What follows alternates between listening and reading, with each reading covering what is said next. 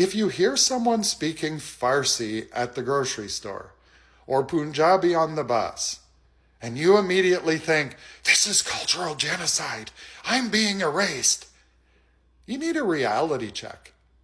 For the rest of us, let's talk about what that term actually means. Because I've been talking a lot lately about Puerto Rico, Cuba, history with context. And the one thing these stories all have in common is this. People in power love using the language of victimhood when they feel their dominance slipping. So the word genocide was coined in 1944 by lawyer Raphael Lemkin to describe the destruction of a group based on nationality, ethnicity, race, or religion, especially in response to what happened in Germany.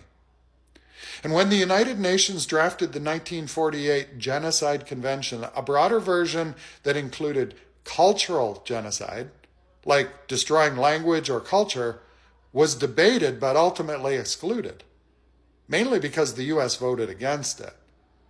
Because according to the UN definition, it would have described what they did to indigenous people and black folks, right? Yeah. Anyway, the internationally recognized definition focuses on destruction, not discomfort, not culture shock. Cultural genocide isn't, I saw another culture.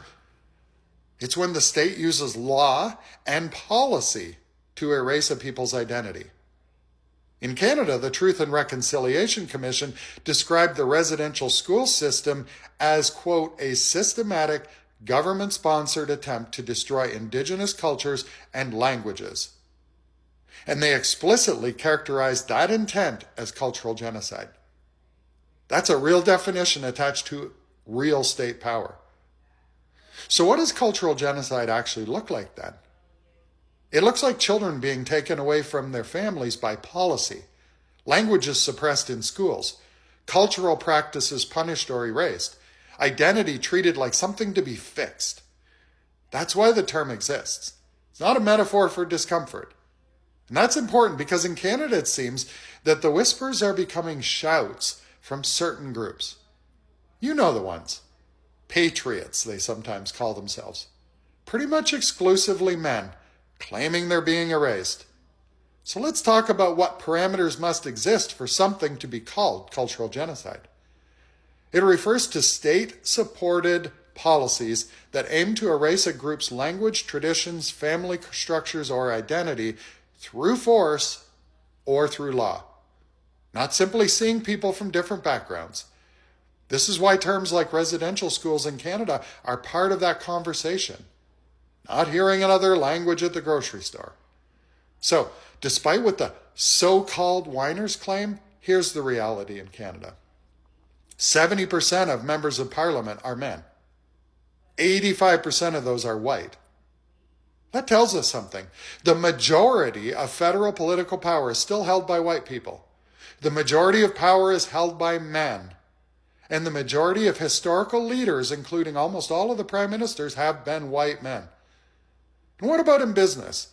Well, as of late 2023, 80% of board seats at Canada's largest companies were held by Caucasian white directors.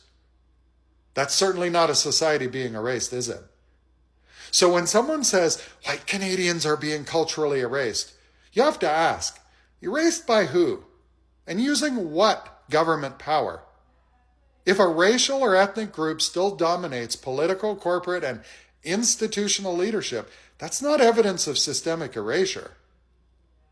Look, folks, seeing diversity in your community, hearing different languages, seeing different cultures, that's not cultural genocide. What we're seeing is visibility and demographic change in a multicultural society. So seeing a hijab, hearing Farsi, watching a commercial with an interracial couple, or having to deal with bilingual packaging on a cereal box isn't your culture being erased, cupcake. That's just your culture no longer being the only one in the room. There's a big difference between having diversity and representation versus having your identity systemically destroyed by law or state power. One is a natural cultural exchange. The other is a serious human rights violation. So the next time you hear someone use cultural genocide to describe discomfort, Remember this. If you hold most of the power politically and institutionally, while another group gaining visibility doesn't involve government-directed erasure, that's not genocide. That's fear of losing exclusive dominance. And those things are not the same. Peace out. And if you're not already following me, you should. It's going to be a ride.